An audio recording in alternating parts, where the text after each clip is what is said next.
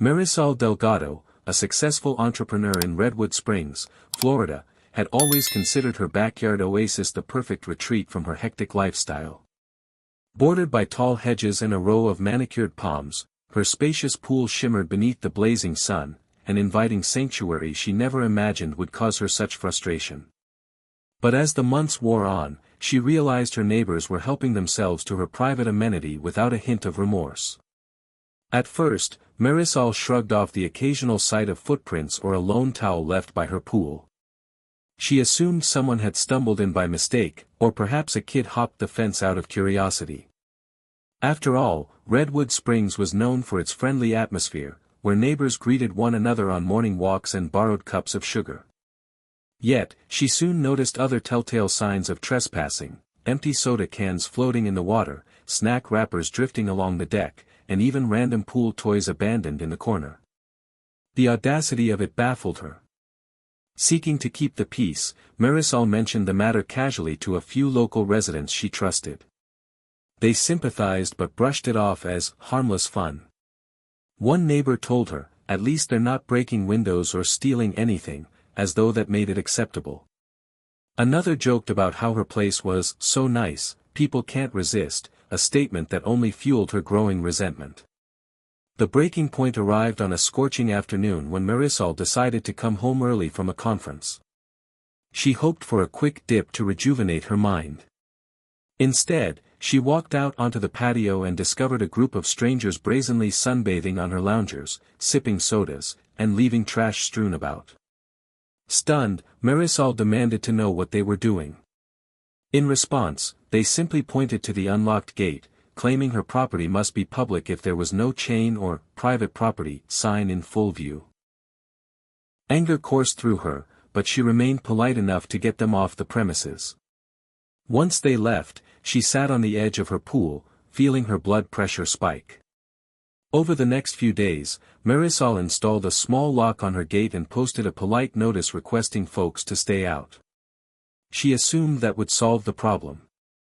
Little did she know it was merely the beginning of a larger ordeal, one that would transform her from a laid-back homeowner into someone battling an onslaught of intruders who treated her personal space like a neighborhood hangout.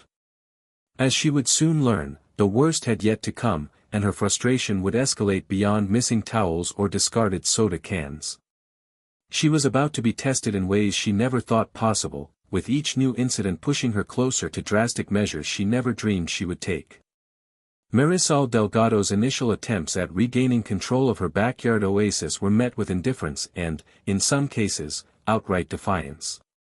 Shortly after she installed the first lock and posted a few "no trespassing" signs, she experienced her most brazen encounter yet, a group of 5 teenagers lounging in her pool as though it were their personal resort. It happened on a late Saturday afternoon, when Marisol was returning from a visit to a nearby farmer's market. She parked her car, arms laden with fresh produce, and noticed a surge of lively chatter echoing from the backyard. Her instincts told her something was off. She hadn't invited anyone over, yet it sounded like a full-blown pool party was underway. Tiptoeing through her side gate, Marisol froze at the sight of 5 high schoolers sprawled on foam rafts, blasting music from a portable speaker, and sipping soda from cans that dotted the pool's edge. Inflatable toys bobbed around them, as if they'd brought their own accessories to transform her private space into a teenage hangout. The brazenness of it all stunned her. For a moment, she simply stood there, grappling with disbelief. When she finally found her voice, Marisol raised it with a mixture of outrage and composure. "Excuse me," she said, trying to mask the tremor of anger coursing through her veins. "This is my property. Why are you in my pool?" At first, the teenagers simply gaped at her, as though she had no right to question their presence. One of them, a lanky boy with sun-bleached hair, shrugged. "The door was open," he said, nodding toward a gate that looked suspiciously tampered with. "We figured it was okay." Marisol's frustration exploded. "It's not okay," she snapped. "You're trespassing, and your music's so loud, it's disturbing me. Pack up and leave now." The group exchanged uncertain glances, but eventually complied, shuffling out of the pool and gathering their belongings.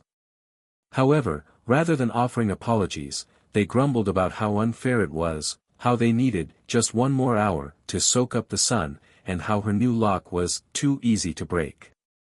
Astounded, Marisol watched them walk away, shocked by the sense of entitlement they displayed. Instead of letting the matter rest, she tracked down a couple of the teenagers' parents, families she recognized from the local coffee shop.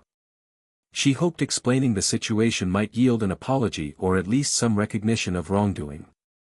Yet, to her dismay, the parents brushed it off. One mother simply waved a hand and said, "Kids will be kids," as if sneaking into a locked yard was an innocent rite of passage. Another father smirked, commenting that if Marisol's pool wasn't so inviting, maybe people wouldn't be tempted. Their dismissive attitudes only fueled Marisol's determination to secure her property. She upgraded to a heavier lock, replaced the flimsy fence latch with a sturdier mechanism, and even installed motion-sensitive lights. Still, a knot of anxiety lodged in her stomach. If these 5 teens were bold enough to break in, who else might decide to treat her backyard as a community water park? Over the next few days, Marisol took mental stock of every security weakness around her home. She noted the spots where the fence stood only chest-high, making it easier to hop over. She discovered a sliding side door to the pool supply shed that lacked a proper bolt. Rectifying each vulnerability felt like a race against time. She had no idea when the next wave of trespassers might strike. In hindsight, she realized her sense of community trust might have been naive. Redwood Springs was a pleasant place, but not everyone respected boundaries, especially when it came to something as tempting as a lush swimming pool. The situation reminded her of an old saying, "Good fences make good neighbors." Clearly, her fence wasn't sufficient. Undeterred, Marisol decided it was time to ramp up her efforts. She installed a modest security camera on her patio, one with live feed capabilities so she could check on her property even while away. She uploaded the camera's mobile app to her phone, setting it to alert her whenever motion was detected in the backyard. In theory, these measures should have made unauthorized visits a thing of the past. But her relief was short-lived. Despite the camera and locks, she soon discovered that some individuals in Redwood Springs were even more shameless than those 5 teenagers. Marisol's ordeal wasn't ending, it was evolving, taking on a life of its own as word spread about her amazing backyard paradise. Unbeknownst to her, an unexpected surge of trespassers would soon push her from exasperation to desperation, and eventually, to a plan that was both inventive and extreme. For now, she could only steel herself for whatever came next, trusting that her upgraded precautions would hold. In a community that seemed all too willing to take advantage of her hospitality, or her lack of it, Marisol realized she needed to be ready for anything. No matter how many locks Marisol Delgado installed, no matter how many cautionary signs she posted, the trespassing continued unabated.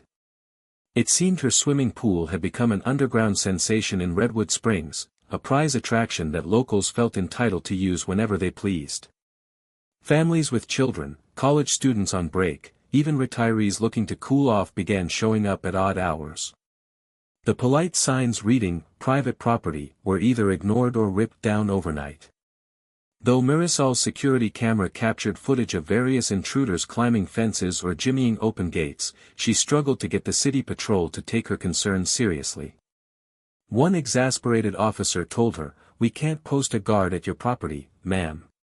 Another shrugged and said, "If no one's getting hurt, it's low on our priority list." To Marisol, it felt like she was living in a surreal version of reality, where her own backyard was commandeered at will, and no one with authority seemed eager to intervene.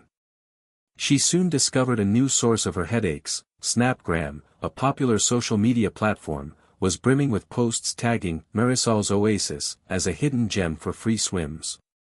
Some photos showed smiling groups of teenagers with captions like, "Chilling at the best pool in Redwood Springs, SH, don't tell the owner." Others included short videos of nighttime parties, complete with cheap string lights, loud music, and inflatable toys. Horrified, Marisol scrolled through dozens of posts, each one confirming her worst fear: her backyard had become a clandestine community center. What truly infuriated her was the small group of unscrupulous locals who began charging strangers for entry to her pool. They posted listings on lesser-known sites, claiming to have exclusive access to a luxury backyard experience, citing pictures they'd taken from Snapgram. The going rate, she learned, was a modest $5 to $10 per person, just enough to lure curious individuals who couldn't resist a cheap getaway. Marisol contacted the city patrol about this scam, but the officers remained slow to act. They insisted she'd need concrete proof of money exchanging hands.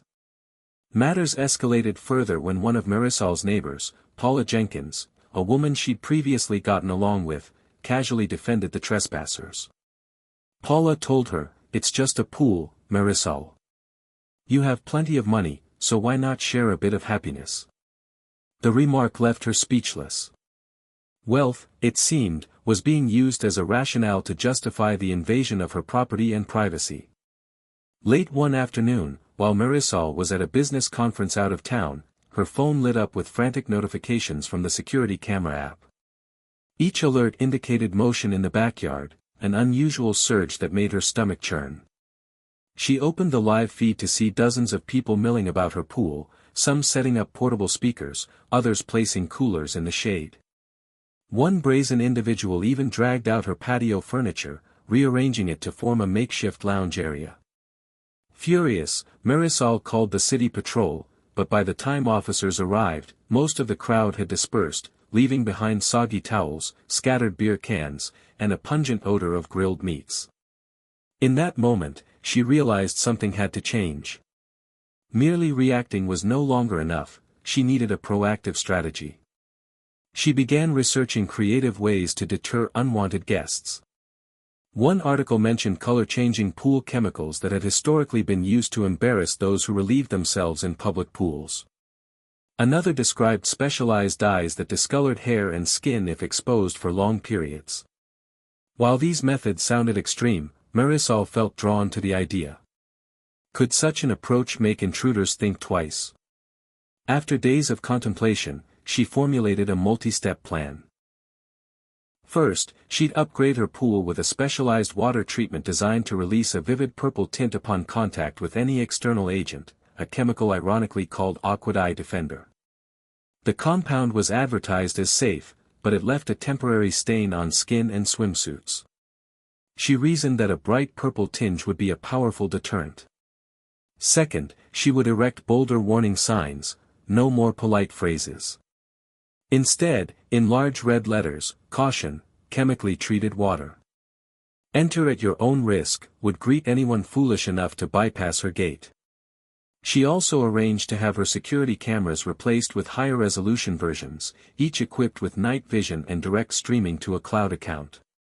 This way, she could not only watch trespassers in real time but also have clear evidence if she needed legal recourse. Additionally, she planned to install motion-activated floodlights that would snap on the instant someone set foot in her backyard after dark. Of course, each step cost her a small fortune, money she would rather have spent on personal comforts or investments. But Marisol was past the point of caring about trivial expenses. The daily anxiety and mounting rage over the invasion of her personal space overshadowed any concern about cost. She saw these measures as both a necessity and a statement. She would no longer tolerate the brazen disregard for her rights. Some of her friends balked at the idea of unleashing chemical trickery, questioning whether it was too harsh or even petty. She disagreed. From her perspective, it was a measured response to months of harassment and boundary violations. If Redwood Springs City Patrol refused to step in effectively, and if neighbors believed her wealth obligated her to share her property, then it was time for an unconventional approach to reclaim her territory. Energized by this new resolve, Marisol began ordering supplies and arranging for a professional pool technician to help calibrate the Aqua Dye Defender. Her plan would take a couple of weeks to fully implement, but she felt a renewed sense of hope. Yes, it was extreme, but after months of being dismissed and exploited, she believed a little drama might be exactly what was needed to restore her peace of mind. In the quiet hours of a late summer night, she stared at her once beloved pool through the window. Soon, it would no longer be a magnet for uninvited guests. She smiled grimly, imagining the shock on any trespasser's face when they emerged from the water stained in purple. Perhaps then, Redwood Springs would finally understand the concept of private property. As if on cue, Marisol Delgado's determination was tested the very day after she finalized her plan to deploy Aqua Defender. While waiting for the specialized chemicals to arrive, she received another flurry of notifications from her security camera app. This time, the culprits weren't rowdy teenagers but full-grown adults who seemed to think they could host a family reunion in her backyard. Peering at the live feed on her phone, Marisol watched in astonishment as a group of at least 10 people, couples, toddlers, and even a grandma, slid open the side gate and shuffled inside. One of them carried a foldable table, another had a portable grill, and someone else was lugging a large cooler. It looked disturbingly organized, as though they'd planned this outing well in advance. They set up their mini-event on her pool deck, establishing a station for snacks, drinks, and even a boombox for music. Seething, Marisol phoned the city patrol once again, but the dispatcher's weary tone suggested they'd be slow to respond. "We'll send someone as soon as we can," the operator said in a monotone voice. Furious, Marisol realized, "as soon as we can," translated to a half-hour wait at best. Plenty of time for these people to enjoy a free swim and then slip away without consequence. Deciding she'd had enough, Marisol drove home from her office, navigating traffic with clenched fists. Upon arriving, she parked on the street, hoping to catch the trespassers off guard by entering through a side path. Sure enough, as she crept up to the gate, she heard laughter and the sizzling sound of meat on the grill. Carefully, she nudged the gate open and stepped into the yard, her heart pounding with a volatile mix of anger and disbelief. 4 adults were in the pool, casually floating on inflatable rings that had certainly not come from her storage shed. Someone had brought them in. 2 more adults stood by the grill, flipping burgers, while the rest sat around chatting as if this were their personal retreat. Children giggled as they splashed around in the shallow end. The entire scene resembled a neighborhood block party, except it was happening without the owner's permission. "Excuse me," Marisol said loudly, her voice quivering.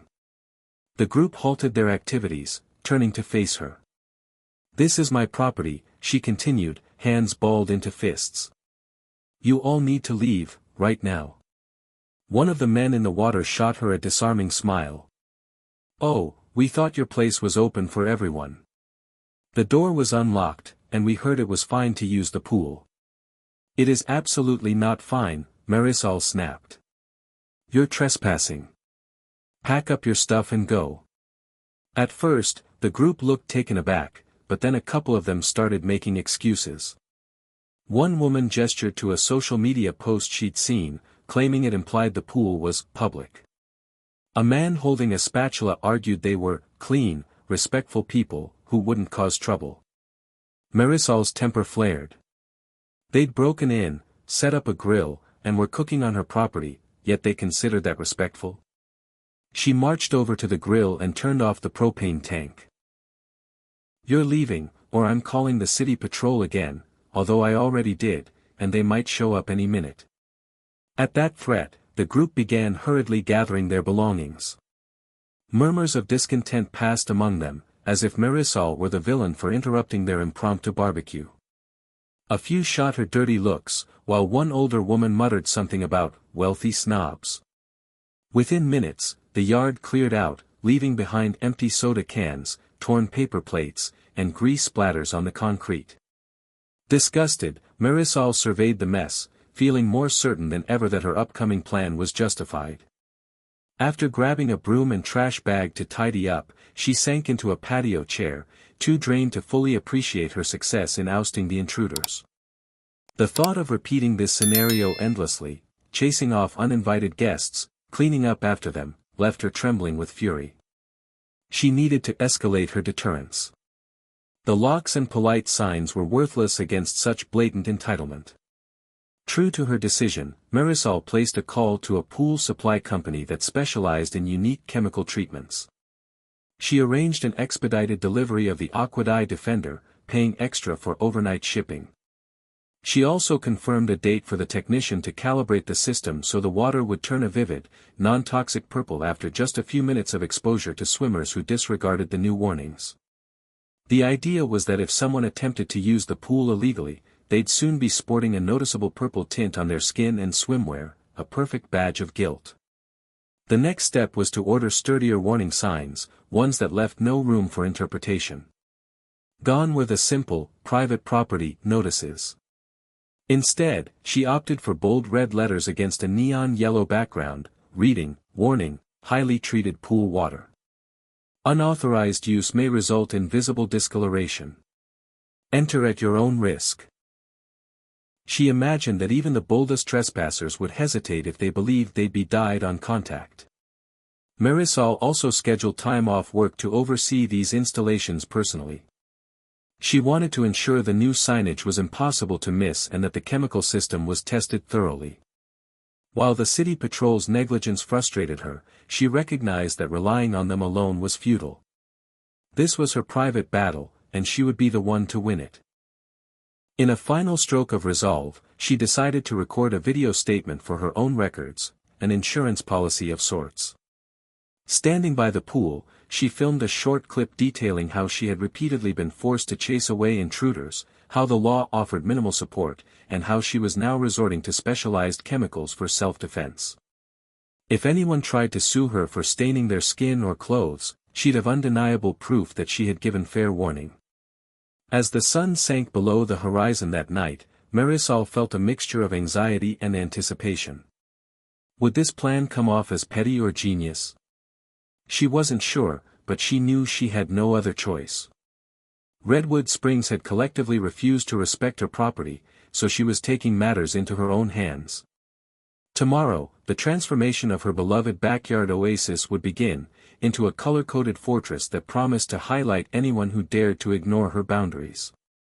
She gazed at the silent pool under the dim patio lights, imagining the swirl of purple dye that would soon greet uninvited swimmers. For a moment, a wry smile touched her lips. If Redwood Springs wanted to treat her place like a public pool, then they'd better prepare for the consequences. Marisol Delgado woke before dawn, her mind abuzz with the day's undertaking.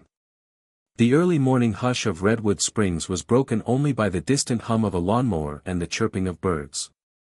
In the faint pre-sunrise glow, she double-checked the shipping app on her phone. Her supply of Aqua Defender chemicals was out for delivery. She had arranged for everything to be in place before midday, hoping to reduce the chance of any morning trespassers attempting a quick dip. By 8 o'clock, the pool technician, a wiry man named Arthur, arrived in a white van emblazoned with the name Water Shield Services. He greeted Marisol with a polite nod, then busied himself unloading tools and canisters from the back of the vehicle. She observed him open several large boxes, verifying that the containers of Aqua Defender matched her order. "It's safe, right?" Marisol asked, a note of tension in her voice. "I mean, I don't want anyone seriously harmed. Just deterred." Arthur offered a reassuring smile. "Completely safe, ma'am. It's formulated to react with contaminants in the water. In simpler terms, when someone's body oils or lotions mix in, the chemical bond triggers a purple tint. Won't cause any rashes or serious medical issues. It'll just stain skin and fabrics for a few days. Harmless but embarrassing, exactly as you wanted."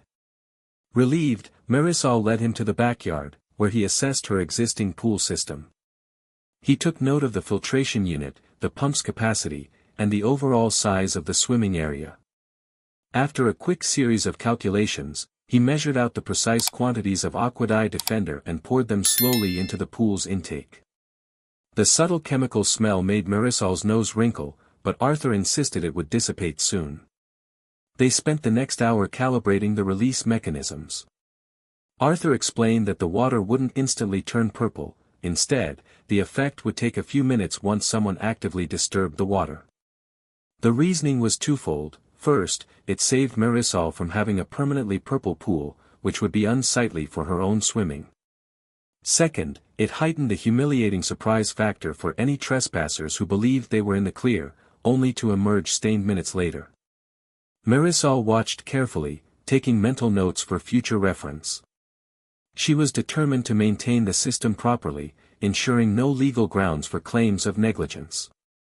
She wanted it known that everything was installed with expert guidance, used as directed, and made publicly clear via signage. As Arthur finished, she thanked him profusely and tipped him generously for his early morning effort. With the chemical setup complete, her next task was to plant the new warning signs. One by one, she hammered in bright yellow stakes around the perimeter of her yard. The largest sign, nearly 3 feet wide, greeted anyone who approached the main gate: warning, chemically treated water. Unauthorized use may result in purple stain. Enter at your own risk. Despite the seriousness of the situation, Marisol felt a flicker of satisfaction. For the first time in months, she felt like she had a real solution, an ingenious deterrent that might finally put a stop to the parade of uninvited guests. As she affixed one sign to the fence, she imagined the look on someone's face after ignoring her warnings, only to step out of the pool with lavender-tinged arms and legs. The thought almost made her laugh. Yet, a small knot of anxiety lingered in her stomach. What if someone had a bizarre allergic reaction, or tried to blame her for emotional distress? She already had her phone videos documenting the months of trespassing. Arthur's professional paperwork stated the chemical was safe. Technically, any trespassers would have themselves to blame. Still, she knew Redwood Springs had a knack for twisting the narrative. She could almost hear the local gossip: "We heard that fancy businesswoman is booby-trapping her pool." Isn't that extreme? Sighing, Marisol reminded herself that she had tried every polite measure available. She had consulted the city patrol multiple times, replaced locks, posted warnings, even confronted intruders face to face. None of it deterred the tide of entitled neighbors who believed her pool was a communal water park. Extreme or not, this was her last resort. She finished her final sign installation around noon, sweat beading on her brow from the Florida sun. After tidying up the leftover packaging, she rewarded herself with a tall glass of iced tea and collapsed into a deck chair. For once, she felt some measure of peace in her own backyard. A few puffy clouds drifted across the sky, and the pool's surface glistened under the midday light. She dipped a cautious toe in, verifying that the water remained clear for the moment. Arthur's instructions had been to wait at least 24 hours before she took a swim, ensuring the chemical levels stabilized. Part of her wanted to remain outside all day, ready to witness the first trespasser's humiliating transformation, but she had errands to run. She decided to trust the security cameras and motion alerts. She'd see everything from her phone if someone dared to break in. For added safety, she set her phone's notifications to loud, ensuring no trespassing event would escape her attention. Sure enough, later that evening, an alert popped up. The camera detected movement near the side gate. Heart pounding, Marisol tapped into the live feed. The screen showed 2 teenagers fiddling with the latch. Although the new signs were conspicuous, the teens appeared to be debating whether to risk it anyway. One of them even read the text out loud, while the other laughed, as if they didn't believe a word of it. Marisol watched, biting her lip. Would they test the purple pool? After a tense minute, the pair glanced at each other and then scurried away, apparently deciding the risk wasn't worth the potential embarrassment. Marisol let out a breath she didn't realize she was holding, a rush of triumph flooding her veins. The system worked, and no one even had to get dyed tonight.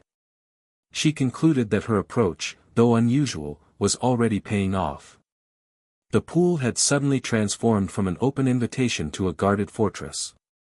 With her new method, potential intruders would hesitate in the face of a strong, immediate consequence, an irreversibly dyed body that would broadcast their misdeed to the entire community. That social repercussion, Marisol figured, was more terrifying to a trespasser than any moral appeal or half-hearted police warning. As she prepared for bed, her phone resting within easy reach, Marisol allowed herself a faint smile. Redwood Springs had forced her into this corner, and now she'd found a way to restore her peace. Still, she suspected there might be those reckless enough to challenge her. In her experience, there was always at least one neighbor who believed the rules didn't apply to them. She wondered who it might be, and how soon they'd make their move. Marisol Delgado's phone buzzed at 3 a.m., jarring her awake from a restless sleep. The security camera app displayed a motion alert in her backyard. Her heart thudded in her chest as she scrambled for the phone, adrenaline kicking her wide awake. She tapped the notification, half expecting to see a possum or a stray cat. Instead, the grainy night vision footage showed 3 silhouettes creeping toward her pool. She squinted at the screen, noting that 2 appeared to be teenagers, while the third looked older, maybe a young adult. They had hopped the fence at the far corner, where an old palm tree bent low, creating an easier vantage point. Marisol groaned inwardly. She had meant to trim that palm but never got around to it. Now these interlopers were silently approaching the water. She briefly considered driving them off with the microphone function on her camera system, which would allow her to shout warnings. But curiosity got the better of her. Would they actually dip into the chemically treated water? Her plan was predicated on embarrassment as a deterrent. Here was a chance to see it in action. The trio hesitated near the newly installed signs, using their phone flashlights to read the bold lettering about the purple dye. One teenager giggled, apparently dismissing the threat. The older figure shrugged, as if to say, why not? With that, they tiptoed around the deck and placed their towels on the lounge chairs. Marisol braced herself. Moments later, the 3 slid off their shirts, revealing swimsuits beneath. The older one, possibly an older sibling or a cousin, was the first to lower himself into the pool. He winced at the chill of the night water, then motioned for the other 2 to join. Slowly, they submerged themselves, oblivious to the silent alarm they'd triggered on Marisol's phone. From her bedroom, Marisol's pulse raced, an odd mixture of satisfaction and fear. She worried about potential legal ramifications if something went awry, but she also couldn't deny a flicker of vindication. They had no business being in her pool at such an hour. If they emerged tinted purple, that was on them. She watched for 3 minutes, then 4. Initially, the water remained clear. The swimmers splashed and whispered excitedly, no doubt reveling in the thrill of sneaking around. But around the 5-minute mark, a subtle haze began to swirl in the underwater lights. Marisol leaned closer to her phone screen. It was happening. At first, the transformation was faint, like a ghostly plume drifting around their bodies. One teen exclaimed something, gesturing at the water's shifting hue. The older individual murmured reassurance, possibly chalking it up to the lighting. But then the color intensified, shifting from a pale lavender to a deeper purple that spread like ink in water. Panic rippled through the trio as they realized the water wasn't just changing hue, it was actively staining them. One of the teens flailed, trying to scramble out of the pool, but slipped on the ladder. The older swimmer managed to haul himself onto the deck, staring at his arms in horror. Even through the camera's low-quality image, Marisol could see the telltale purple flush creeping across his skin. The other teen clung to the edge, frantically rubbing at her arms, but to no avail. The more they struggled, the deeper the chemical reaction set in. It was everything Marisol had anticipated, an immediate, inescapable consequence. Her heart hammered as she watched them gather towels in frantic haste, presumably hoping to rub off the dye. But each swipe of the fabric only seemed to spread the color. Their whispered expletives carried faintly through the camera's microphone, a litany of panic and confusion. At this point, Marisol considered announcing herself via the speaker, but a voice in her head told her to wait. She wanted them gone, and her presence might provoke them into confrontation. The older swimmer snatched up a phone, shining its flashlight on the younger teen's arms. One gasped, clearly mortified by the splotchy purple patches blooming across her legs. Without bothering to dry off properly, the 3 intruders abandoned the pool area and rushed toward the fence. One tried to climb while still dripping wet, nearly losing his grip. Eventually, they scrambled over and disappeared into the darkness. The security camera captured a final glimpse of their damp towels left behind on the deck, glowing under the soft light with splotches of purple. Marisol slumped back in bed, exhaling a shaky sigh. The system worked, perfectly, in fact. She replayed the footage twice, verifying that no one appeared injured or in distress beyond the expected embarrassment. Satisfied, she set her phone aside, though her nerves remained on high alert. Sleep wouldn't come easily after such a dramatic event. Morning light found her at the kitchen table, cup of coffee in hand, reviewing the camera footage on a larger screen. The entire incident lasted less than 10 minutes, from the moment they entered the yard to their hasty retreat. She saved the clips to a secure folder, labeling them meticulously. If any legal issues arose, like trespassers trying to sue, she'd have crystal clear evidence of their unauthorized entry and the large warning signs.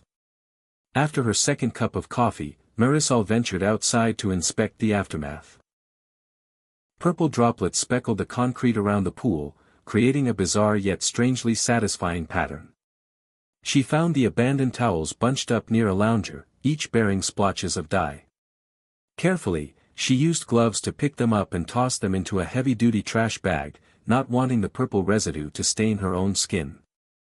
As she surveyed her property, a wave of triumph washed over her. Months of frustration had culminated in a single decisive moment. If word spread among Redwood Springs that her pool carried a humiliating purple consequence, maybe, just maybe, others would think twice before trespassing. She considered sending an anonymous note to the local neighborhood forum, something along the lines of, "Free swim at your own risk," but decided the rumor mill would handle that job without her intervention. Still, she wondered how the three would react once day broke and they saw the extent of the staining in natural light. Perhaps that shock would prompt them to spread the word more effectively than any sign could. In a sense, they were now unwitting messengers of her new system. Disregard Marisol's boundaries, and you'll literally wear the evidence. For the rest of that day, she went about her business with a sense of renewed confidence. She no longer felt helpless against the swarm of neighbors, the unsympathetic city patrol, or the dismissive attitudes. Her backyard was once again under her control, and she had a tangible symbol of deterrence. Nevertheless, a small part of her braced for pushback. Some local busybody might label her reaction excessive, or the city patrol might question her methods. But for now, she savored the victory. The biggest question left unanswered was whether Redwood Springs would accept her stance or fight it. She strongly suspected that certain individuals, particularly those who flaunted their entitlement, would test her boundaries again. But if last night's fiasco was any indication, the purple pool had become a battleground where bold intruders would have to face the humiliating consequences of ignoring her property rights. Marisol Delgado's triumph with the purple dye spread through Redwood Springs at lightning speed. The day after she caught the trio of midnight swimmers, chatter on Snapgram exploded. People reshared photos of purple-stained arms and legs, allegedly from the previous night's escapade, and tagged them with hashtags like #PurplePoolSaga and #DareAtYourOwnRisk. Some residents scoffed, calling her measures extreme, others applauded her ingenuity, arguing that after months of blatant trespassing, Marisol had every right to defend her property. Despite the gossip, Marisol relished a brief lull in unauthorized visits. For almost a week, her security camera detected only the occasional curious onlooker who read the warning signs and left without testing the water. She began to relax, spending her free time actually enjoying her pool. The Aquadye Defender system was configured to remain dormant unless disturbed by unknown chemicals or oils, so she could swim without turning herself into a purple billboard. But the quiet period was short-lived. A new post surfaced on the Redwood Springs Community Forum, one authored by Candace Hensley, a neighbor with a long history of dismissing Marisol's concerns. In fact, Candace had been one of the earliest advocates of community sharing, going so far as to claim that Marisol's wealth justified letting neighbors use her backyard at will. The post featured Candace's plan for a brunch by the pool, an upscale gathering complete with mimosas and pastries. Thinly veiled in her description was an obvious jab at Marisol: "If we all show unity, the purple pool can't turn us away." Marisol bristled as she read the post. Candace had never directly confronted her, but through passive-aggressive remarks online, she had emboldened others to keep intruding. Now, it seemed Candace wanted to stage a defiant event, testing whether Marisol's deterrent truly worked or if it was all hype. The forum comments were a mix of caution, "You'll get dyed," and encouragement, "Stand up to her arrogance." Furious, Marisol decided not to engage in an online war of words.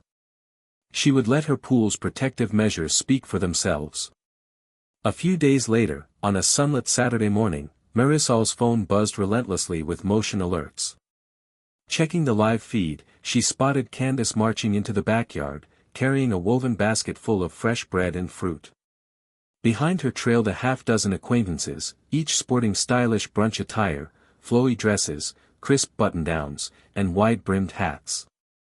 Clinking glasses of what appeared to be orange juice or champagne, they strolled around the pool deck as though they were invited guests. Marisol grimaced, recalling the night she'd discovered nearly 50 people partying in her yard. This group might be smaller, but their audacity felt even more appalling. It was one thing for random teens or strangers to break in. But these were local residents, some of whom Marisol had greeted casually at community gatherings, and they showed zero respect for her boundary. She raced home from her morning errands, unprepared for the sight awaiting her. Indeed, Candace and her entourage had taken up residence along the pool's edge. One was positioning a small portable speaker on the patio table, while another fiddled with a tray of finger sandwiches. Candace herself busied herself arranging a buffet of pastries, ignoring the glaring warning signs about chemical treatments. "Excuse me," Marisol barked as she crossed the yard. The brunch-goers turned, feigning surprise. "You have no right to be here," she continued, pointing toward the neon yellow warning boards. "Those signs are clear." Candace wore a confident smirk. "Oh, that nonsense about purple chemicals," she replied, waving it off. "We're not here to swim, we're just having brunch. Thought we'd enjoy your lovely outdoor area, purely a social thing. You can join if you want." Marisol's blood boiled. "You can't seriously believe you can just waltz in and host a party on my property?" Candace shrugged. "We pay taxes in Redwood Springs. We're your neighbors. This is about fostering community spirit." The hypocrisy was almost too much for Marisol to handle. "This isn't about community. It's trespassing." She gestured to her phone. "I've already called the city patrol. You all need to leave." Candace gave a mocking laugh. "You think we're scared of your dyed water? We don't even plan to get in." Marisol clenched her fists, scanning the group. "Fine. Then have your brunch and go. But if you or your friends so much as dip a toe in that pool, you'll face the consequences." A tense standoff ensued. The partygoers seemed content to lounge around, nibbling pastries and sipping from champagne flutes. Some cast sly glances at the pool, curious but cautious. It was obvious they were testing Marisol's resolve, hoping to prove her cautionary tales were exaggerated. Suddenly, one member of Candace's group, a flamboyant woman in a floral print sundress, grinned conspiratorially. "Oh, come on," she said, setting aside her drink. "I'm burning up here. Let's see what that purple nonsense is all about." She kicked off her sandals and approached the pool steps, eliciting gasps from her companions. Marisol darted forward. "Don't you dare," she snapped, but she was too late.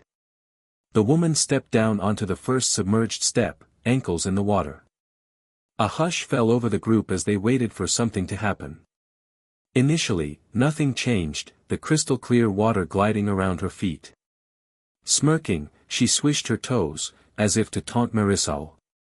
Moments later, Candace's phone beeped, and she checked it with an amused expression, presumably to see if a Snapgram post had popped up. Meanwhile, the other guests resumed polite chatter, believing they had called Marisol's bluff. Tension gnawed at Marisol's stomach. She knew the chemical reaction took a few minutes, but she prayed it would kick in soon, or else Candace and her friends would claim victory. Sure enough, around the 3-minute mark, faint purplish tendrils began to swirl at the woman's feet. She froze, a confused expression overtaking her face. One of the onlookers pointed, letting out a shriek. The water around her ankles turned a deep shade of violet, and as she jerked her foot up in panic, the color clung to her skin. The group gasped in unison. Candace dropped her pastry, stepping backward. "What the?" she muttered, eyes wide. The stained woman desperately tried to climb out, but each movement only spread the dye further up her calves. Her squeals of horror shattered the brunch's veneer of sophistication. Marisol crossed her arms, simultaneously outraged and triumphant. "I warned you," she declared. "I'll say it again, get off my property." In the chaos, a couple of the brunch goers tried to help their friend, only to pull away upon seeing the stark purple splotches. Candace rushed forward, holding towels, but paused at the last second, apparently fearing the dye would transfer. A chorus of frantic whispers and curses followed as they realized just how noticeable the staining had become. Finally, Candace raised her voice, barking at everyone to pack up. They abandoned the pastries, the half-finished mimosas, the portable speaker, everything was left behind in their haste. The unfortunate woman who tested the water limped away, her legs streaked with violet. Moments later, the entire group fled through the gate, their bravado evaporated. Marisol let out a shaky breath, stepping carefully to avoid the slick footprints left on her patio. She stared at the remnants of Candace's brunch, recognizing that, in a way, the confrontation was far from over. Candace, with her influential circle of friends, would surely spin the story, possibly calling Marisol malicious or over the top. But the truth was undeniable, they had trespassed, and they paid the price. For the next half hour, Marisol cleaned up spilled juice, scattered pastries, and wine glasses. She tossed everything into garbage bags, noticing flecks of purple wherever the brunchgoers had rushed across the deck. Despite the mess, she felt a renewed sense of satisfaction.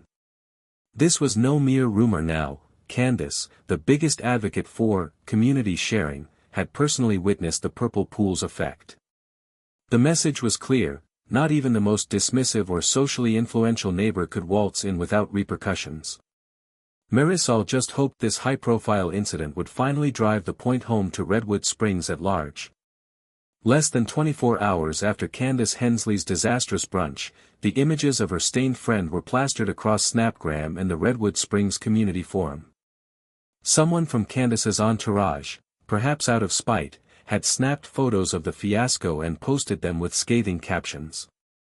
The pictures showed the woman's calves streaked in brilliant purple, her once fashionable sundress spattered with splotches of dye.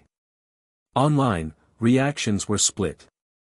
Some criticized Marisol Delgado as cruel and vindictive, labeling her methods chemical warfare. Others defended her, pointing out how she had repeatedly asked neighbors to respect her private property and how she'd given ample warning. The social media debate raged for days, overshadowing even the usual local gossip about yard sales and lost pets. Marisol monitored these discussions from a distance, refraining from direct engagement. She felt uneasy about how quickly the narrative turned sensational.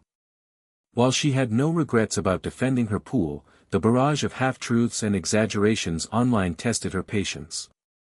Rumors swirled that she'd used industrial toxins or that people had been hospitalized. She considered issuing a clarifying statement. The dye was harmless and was only triggered by unauthorized entry. But she reasoned that the confusion might work in her favor. If Redwood Springs believed the pool was truly dangerous, so be it. Shortly after the brunch debacle, the city patrol finally reached out. Officer Keaton, a middle-aged man Marisol had dealt with before, stopped by her home, wearing a pained expression. "We've had complaints," he said, holding up a clipboard. "People are saying you're setting traps that could be harmful. Mind if I take a look at your system?" Marisol led him to the filtration unit, where he carefully noted the brand name, the chemical warnings, and the disclaimers. She showed him the signage, the instructions from the manufacturer, and the professional installation receipt from Water Shield Services.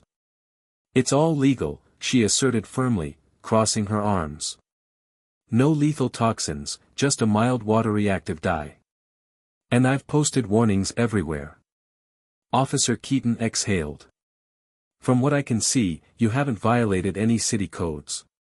The biggest concern is if someone tries to sue you. But that's a civil matter. We can't force you to dismantle this setup if it's within regulations. He gave her a weary shrug. I just urge you to keep records of everything. You know how folks get.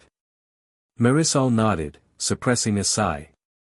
The validation felt good, but she realized she could still face lawsuits from anyone stubborn enough to claim emotional distress. Nonetheless, she was prepared. With camera footage, signage, and the official invoices, she was confident she could defend her stance in court if need be. In the following weeks, her yard remained largely deserted. Even passers-by who might have glanced wistfully at her shimmering pool now looked away with caution or whispered remarks. Snapgram posts about the purple pool began to wane, as fewer dared to challenge her protective measures. Marisol breathed easier, finally able to enjoy a sense of normalcy.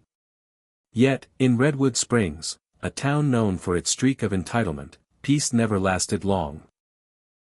Fresh rumors suggested a new wave of rebellious teenagers was plotting a group dare swim, spurred on by the attention garnered from purple-stained swimmers.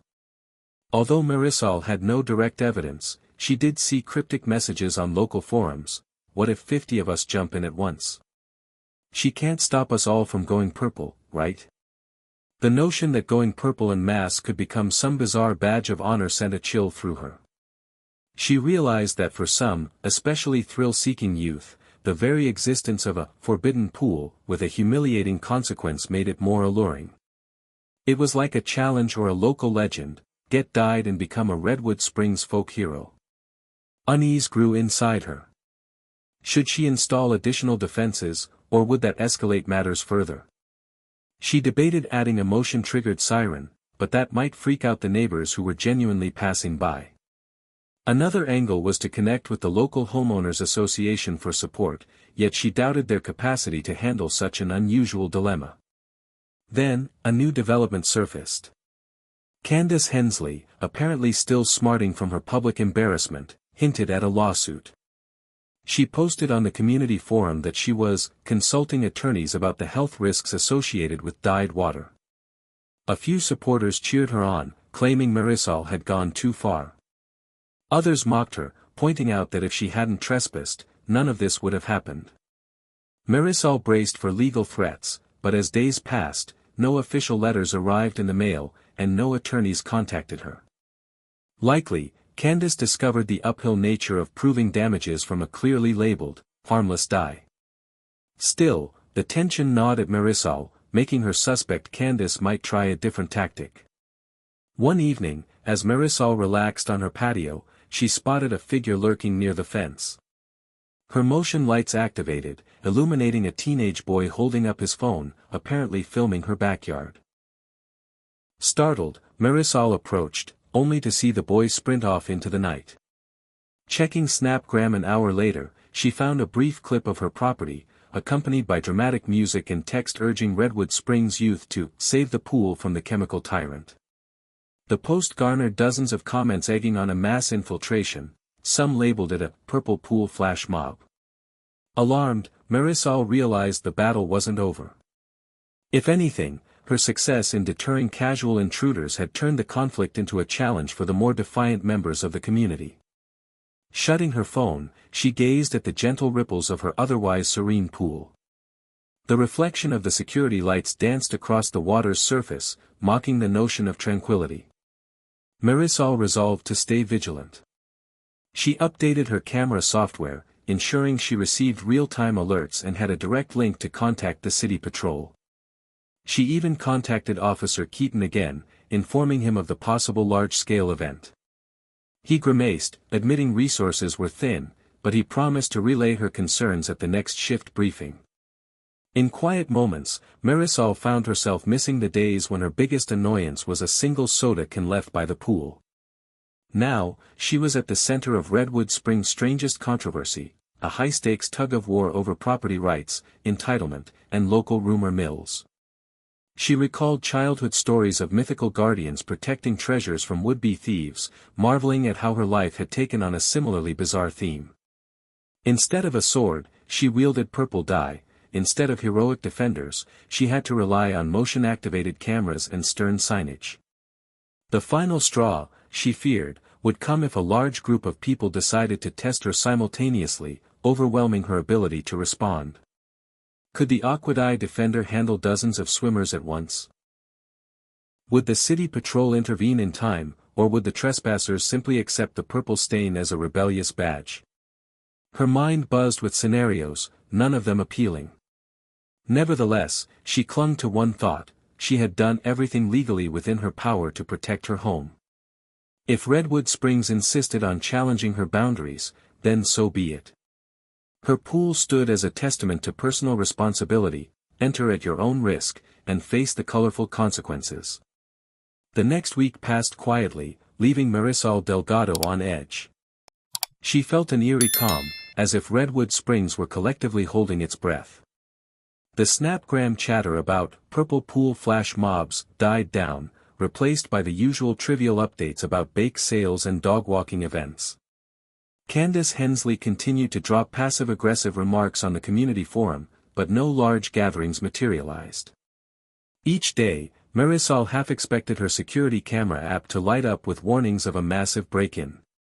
Instead, the alerts remained sporadic, mostly a stray cat or the occasional curious teenager who didn't dare venture past the signs. One warm afternoon, Marisol took a calculated risk. She decided to host a small gathering of her own. Inviting a couple of close friends, people who fully respected her boundaries, she prepared refreshments and planned a casual swim session. She wanted to reclaim the joy of having a private pool without letting the threat of trespassers overshadow her life. Her friends arrived bearing snacks and supportive smiles. While they chatted on the patio, Marisol explained how the Aquadai defender system worked, joking that if they saw any suspicious activity, they'd witness the purple transformation in real time. "I'd pay to see Candace come back for round 2, one friend quipped, earning a round of laughter. Their light-hearted banter calmed Marisol's nerves, reminding her that not everyone in Redwood Springs condoned the bizarre sense of entitlement she'd been battling. The mini-pool party went smoothly. Marisol and her friends enjoyed a refreshing swim, the water remaining clear as promised. They lounged in the sun, sipped iced tea, and grilled a few burgers on her own barbecue, this time with explicit permission, of course. It felt like a taste of normalcy, a reminder of why she had purchased a home with such a lovely backyard in the first place. As dusk approached, one friend stepped inside to refill her drink, only to come back with a concerned expression. "Marisol, there's a note taped to your front door," she said. "It's, kind of weird." Curious, Marisol and the others followed her into the house. A single sheet of paper had been affixed to the door with masking tape. The message, typed in bold letters, read, "We still have the right to your pool. You can't hide behind chemicals forever." No signature, just an air of ominous defiance. Marisol's throat tightened as she read the lines repeatedly. One friend gasped. "That's messed up. Whoever left this is clearly stalking your place." Marisol's heart pounded. The note felt like a direct challenge, anonymous and unsettling. She tore it down and quickly checked her security footage. Unfortunately, the camera angle on her front porch was partially obscured by thick bushes. All she could see was a vague silhouette slipping away in the late afternoon light. No license plate, no distinctive clothing, just a blurred figure. Concern rippled through her small gathering. "You should report this," a friend urged, but Marisol knew the city patrol would probably shrug it off unless something more tangible happened. Still, she took pictures of the note, stored them alongside her other evidence, and vowed to remain extra alert. Before her friends left, they helped her recheck the perimeter locks and motion sensors. Everything seemed in order. After bidding them goodbye, Marisol stood alone on the porch, staring at the fading sunset. Her enjoyment from the day's small victory now tempered by an undercurrent of menace. Whoever had left that note wasn't just a random curious teen, they had a specific agenda, undermining her right to own a private pool. That night, she found it impossible to sleep.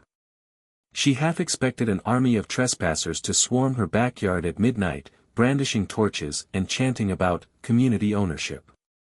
She kept her phone close, notifications turned high, ready to leap into action at the slightest beep. But, as the hours dragged on, no alert came. Morning brought a strange sense of relief mixed with dread.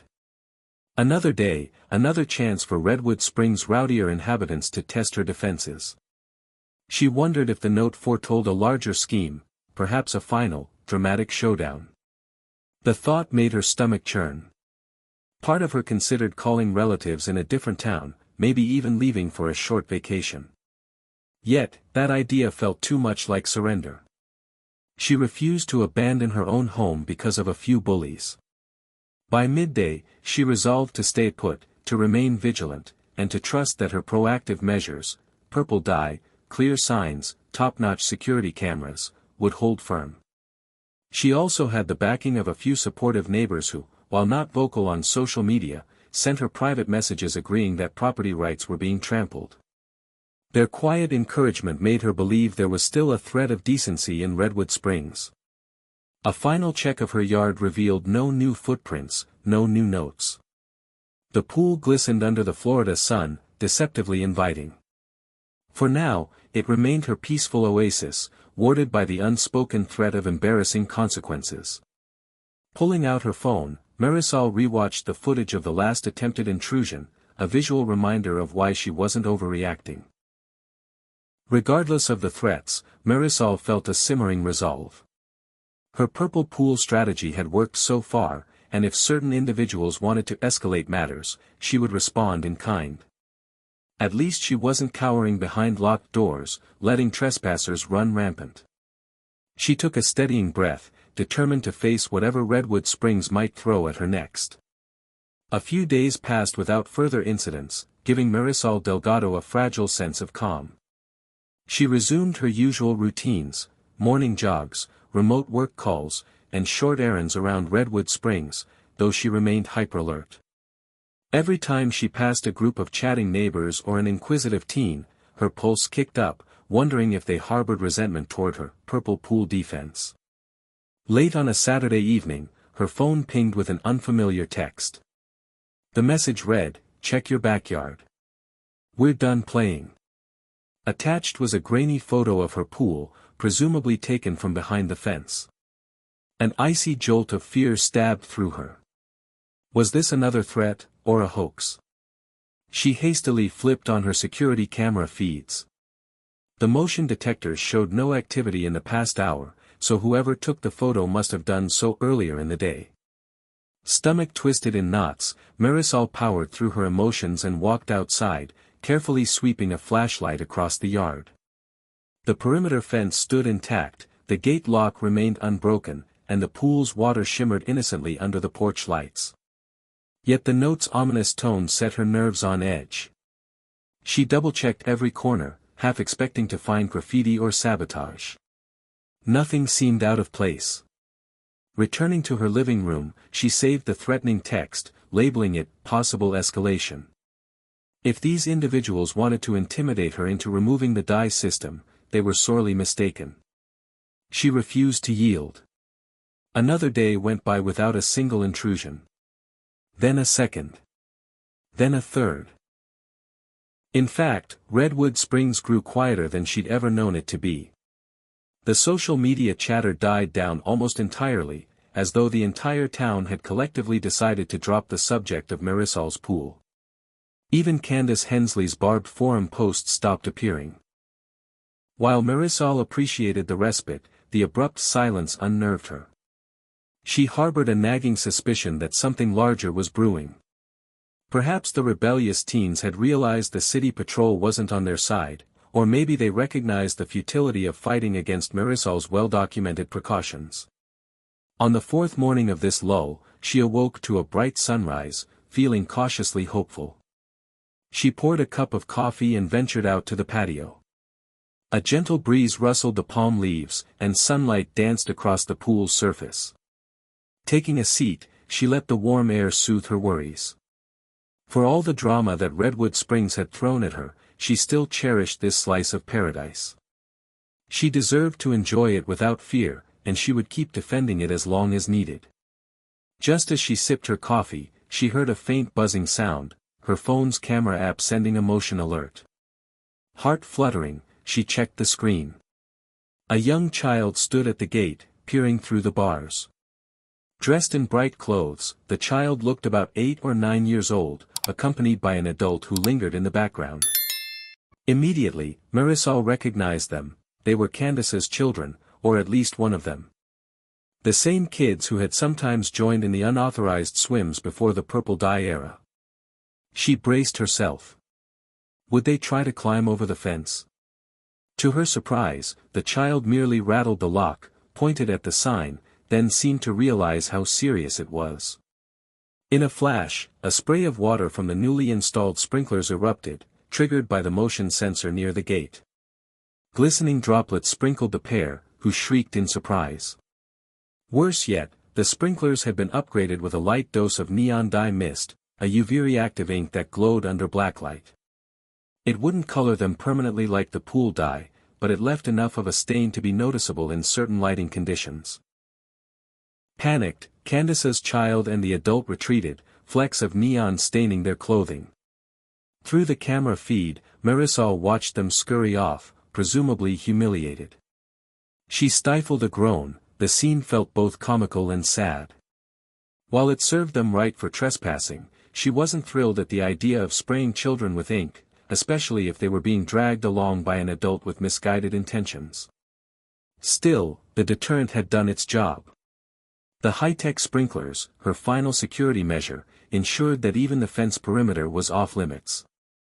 She had resorted to layering her defenses, the purple pool for those bold enough to swim, and the neon sprinklers for those who tried to tamper with the gates. Redwood Springs might label her paranoid, but she was merely protecting her property from incessant boundary violations. Not long after, Snapgram exploded yet again, featuring photos of Candace's kids wearing smudges of neon green across their arms and clothes. Some users joked about a toxic meltdown, while others slammed Marisol for attacking minors. She read the swirling opinions with a clenched jaw, holding on to the knowledge that she placed countless warning signs and done everything by the book. The city patrol had visited more than once, verifying the legality of her measures.